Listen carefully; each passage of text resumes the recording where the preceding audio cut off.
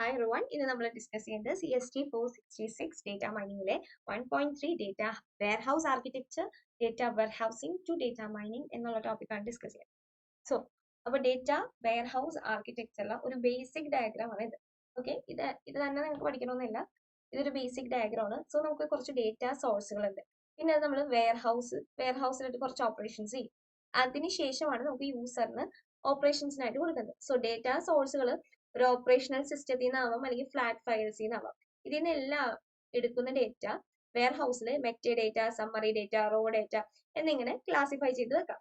അതിനുശേഷം യൂസറിന് അനാലിസിസിനോ റിപ്പോർട്ടിങ്ങിനോ മൈനിങ്ങിനോ ഒക്കെ വേണ്ടിയിട്ട് ഈ ഡേറ്റ വെയർ ഹൗസിനെ ആയിരിക്കും നമ്മുടെ യൂസർ ആക്സസ് ചെയ്യുക.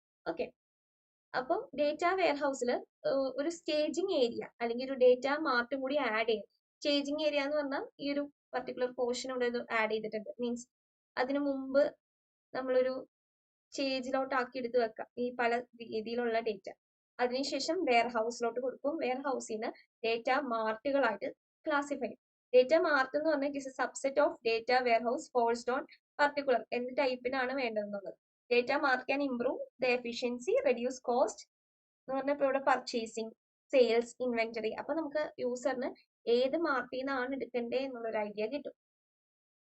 നിങ്ങൾ ബേസിക് ആയിട്ട് ഈ ഒരു ഡയഗ്രാം ആണ് നന്നായിട്ട് പഠിക്കേണ്ടത്.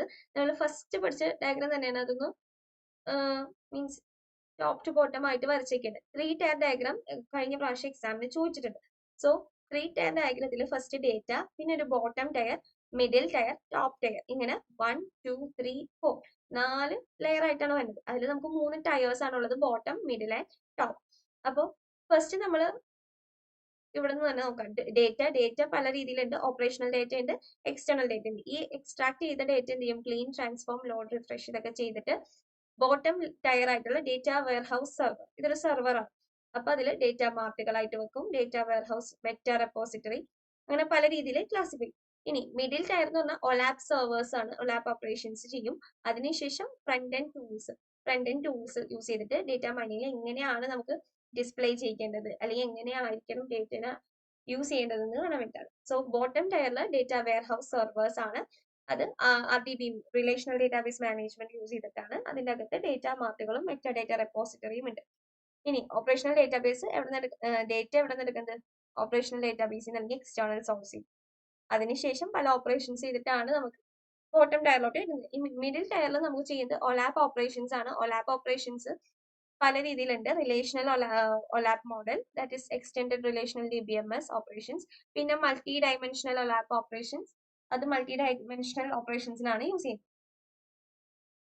ഇനി ടോപ്പ് ടയർ എന്തിനാണ്? ഫ്രണ്ട് എൻഡ് ടൂൾസ്, മീൻസ് ഇതെല്ലാം ഡിസ്പ്ലേ ചെയ്യിപ്പിക്കാൻ വേണ്ടിയിട്ട്, ഡിസ്പ്ലേയിങ് റിസൾട്ട്സ്. ഇനി മെറ്റാ ഡെപ്പോസിറ്ററി എന്ന് പറഞ്ഞാൽ objects defines the data warehouse object. It includes parameters of the information from the middle and the top layer. എന്ന് പറഞ്ഞാൽ ഡേറ്റ വെയർഹൗസിൽ എങ്ങനെയാണ് ഡേറ്റാസ് ഇരിക്കുന്നത് എന്നുള്ളതാണ് നമ്മുടെ മെറ്റാ ഡേറ്റ അതിലൊക്കെ കാണിക്കുന്നത്. ഇനി ഡേറ്റ വെയർഹൗസിൽ ടു ഡേറ്റ മൈനിങ്ങിലോട്ട് ധാരാളം സ്റ്റെപ്സ് ഉണ്ട്. മീൻസ് ഡേറ്റ എക്സ്ട്രാക്ട് ചെയ്യണം, ഡേറ്റ ക്ലീൻ ചെയ്യണം. നമ്മളൊരു വെയർഹൗസിൽ നിന്ന് എടുക്കുന്ന ഡേറ്റ എന്ത് ചെയ്യണം? വീണ്ടും ക്ലീൻ ചെയ്യണം. പിന്നെ അത് എന്ത് ചെയ്യണം? ട്രാൻസ്ഫോം ചെയ്യണം. നമുക്ക് ഏത് ഫോമിലോട്ടാണ് വേണ്ടത് ആ രീതിയിൽ ട്രാൻസ്ഫോർമേഷൻ ചെയ്യണം. അതിന് വേണ്ടിയിട്ട് യൂസ് ചെയ്യുന്ന ടെക്നിക്സ് ആണ് normalisation, aggregation, integration.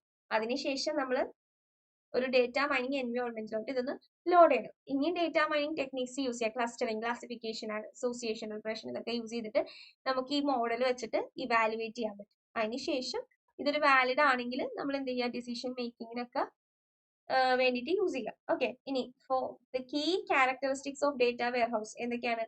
High speed ആണ്, സിംപ്ലിസിറ്റി, ഹൈ സ്പീഡ്, പിന്നെ time sensitive, speed through response time, large amount of historical data use ചെയ്യും. Queries are retrieved large amount of data.